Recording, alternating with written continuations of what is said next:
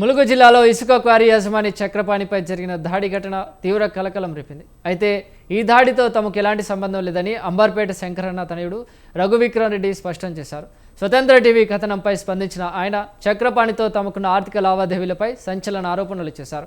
టేకులగూడెం ఇసుక రిచ్ వ్యవహారంలో చక్రపాణి తమ వద్ద నుంచి భారీగా డబ్బులు తీసుకున్నారని విక్రమ్ రెడ్డి తెలిపారు. ఈ లావాదేవీల్లో మొత్తం 2 కోట్లు మారాయని, అందులో ఇంకా 20 లక్షల రూపాయలు బాకీ ఉన్నాయని, అదనంగా కూడా డబ్బులు తీసుకున్నారని ఆరోపించారు.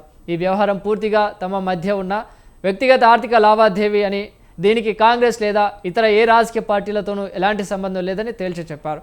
ఈ ఘటనపై పోలీసులు దర్యాప్తు చేస్తున్నారు. మరింత సమాచారాన్ని మా ప్రతినిధి శ్రీనివాస్ అందిస్తారు.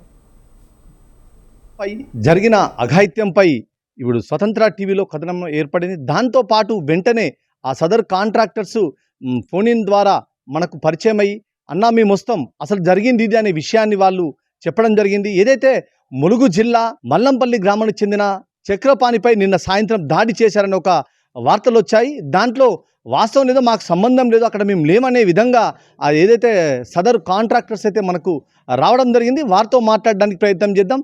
అంబర్పేట శంకర్ కుమారుడైన రఘుతో పాటు విక్రమ్ రెడ్డి కూడా వారిపై ఆరోపణలు వచ్చినాయి. మా మీద దాడి చేశారని అతను ఒక పోలీస్ పిటిషన్ కూడా ఇవ్వడం జరిగింది. స్వతంత్ర టీవీ కథనాలు చూసి వాళ్ళు వెంటనే ఇక్కడికి వచ్చేసి మళ్ళీ మేము జరిగింది ఇది అని చెప్పేసే ప్రయత్నంలో వాళ్ళు మన దగ్గర రావడం జరిగింది.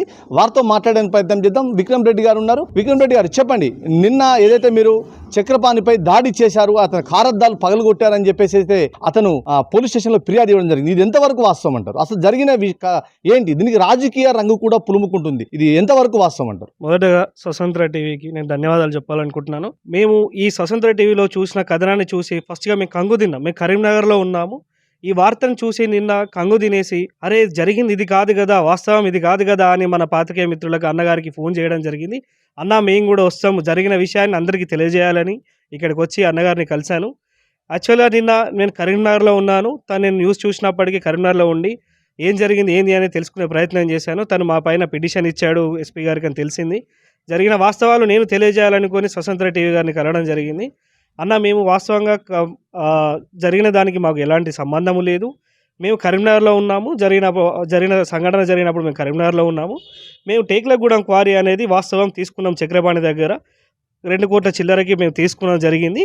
అమౌంట్ కూడా 80% మొత్తం ముట్టజెప్పడం జరిగింది. తను కూడా తీసుకోవడం జరిగింది. ఇంకొక 20% ఇవ్వడం ఉన్నది బ్యాలెన్స్ అనేది, అది మేము మాట్లాడుకోవడం కూడా జరిగింది. తాను ఈ చెక్ బుక్లు, సొసైటీ చెక్ బుక్లు అనేవి దగ్గర పెట్టుకొని వాటిపైన బ్లాంక్ చెక్ల మీద సొసైటీ వాళ్ళని బెదిరించి సంతకాలు పెట్టుకొని ఆ చెక్ బుక్ దగ్గర పెట్టుకొని పిఓ గారు ఆ చెక్ బుక్ చూసినప్పుడు ఇదేంటి బ్లాంక్ చెక్ల మీద సంతకాలు ఎలా చేస్తారు అని చెప్పి ఆ చెక్ బుక్ని మొత్తం క్యాన్సిల్ చేయడం, రెడ్ పెన్తో కొట్టేయడం జరిగింది. అది తన ప్లాన్ బెడిసి కొట్టిందని అనుకొని తానే తన కారు అద్దాలు ధ్వంసం చేసుకొని, మీరు నన్ను ఏం చేయలేరు, నా వెనకాల మన సతీష్ రెడ్డి ఉన్నారు, వై సతీష్ రెడ్డి బీఆర్ఎస్, మమ్మల్ని పలుమార్లు తన పేరు చెప్పి బెదిరించడం జరుగుతుంది. మేము 2 కోట్ల చిల్లర ఇచ్చేసి మొత్తం అక్కడ నుండి ఉన్న ఆస్తులు అమ్ముకొని వచ్చి తనకి ఇచ్చేసి ఏదో రూపాయి సంపాదించుకుందామని చెప్పి ఇక్కడ ఈ ప్రాంతానికి వచ్చామే తప్ప మేము డబ్బులు ఇచ్చి తన మీద అఘాత్యం చేసి మేమేదో అయిపోదామని రాలేదు. మేము ఇప్పటికే చాలా నష్టపోయి ఉన్నాము. అన్ని రకాలుగా నష్టపోయి ఉన్నాము. తనకు డబ్బులు ఇచ్చింది వాస్తవం. తాను ఇప్పటికీ మా వెనకాల సతీష్ రెడ్డి అని దీంట్లో ఒక కాంగ్రెస్ నేత ఇప్పుడు లచ్చు పటేల్ కానీ ఇంకో మారో నేత ఉన్నారని ఆరోపణ చేస్తున్నాడు. అది ఎంతవరకు వాస్తవం అంటారు? ఇతను లచ్చు పటేల్ అనే పేరు కానీ ఈ అశోక్ పైడాకుల అశోక్ అన్న పేరు తను చెప్తున్నాడు కదా, వాళ్ళకి మాకు ఎలాంటి సంబంధం లేదు. యాక్చువల్గా మేము కలిసింది కూడా ఎప్పుడు లేదు ఆ అన్న వాళ్ళని. మాకు అసలు ఈ కాంగ్రెస్ పార్టీ, బీఆర్ఎస్ పార్టీ అనేది నాకు కాంగ్రెస్ పార్టీతో ఎలాంటి సంబంధం. నేను ఇక్కడికి రూపాయి సంపాదించుకుందామని వచ్చాను. ఆ అన్న వాళ్ళకు కూడా ఈ క్వారీ విషయంలో కానీ ఈ క్వారీకి సంబంధించి చక్రపాణితో మాకు ఎలాంటి సంబంధం లేదు. కాంగ్రెస్ పార్టీకి దీనికి ఎలాంటి సంబంధం లేదు. మేము ఓన్లీ డబ్బులు ఇచ్చాము. ఆ డబ్బుల గురించి మా వ్యక్తిగతంగా చూసుకుంటున్న సమస్య ఇది. కానీ చక్రపాణి ఏంటంటే తనకు ఆల్రెడీ ఇదివరకు నేర చరిత్ర ఉందని తెలిసింది. ఆ నేర చరిత్రను అడ్డం పెట్టుకొని నా వెనకాల వై సతీష్ రెడ్డి అని బీఆర్ఎస్ ప్రెసిడెంట్ అంట, తన నాయకుడు, ఆ అన్నున్నాడు మా వెనకాల, మమ్మల్ని కాదని మీరు ఏ అడుగు కూడా ముందుకు వేయలేరు అని చెప్పి మమ్మల్ని పలుమార్లు బెదిరించడం జరిగింది.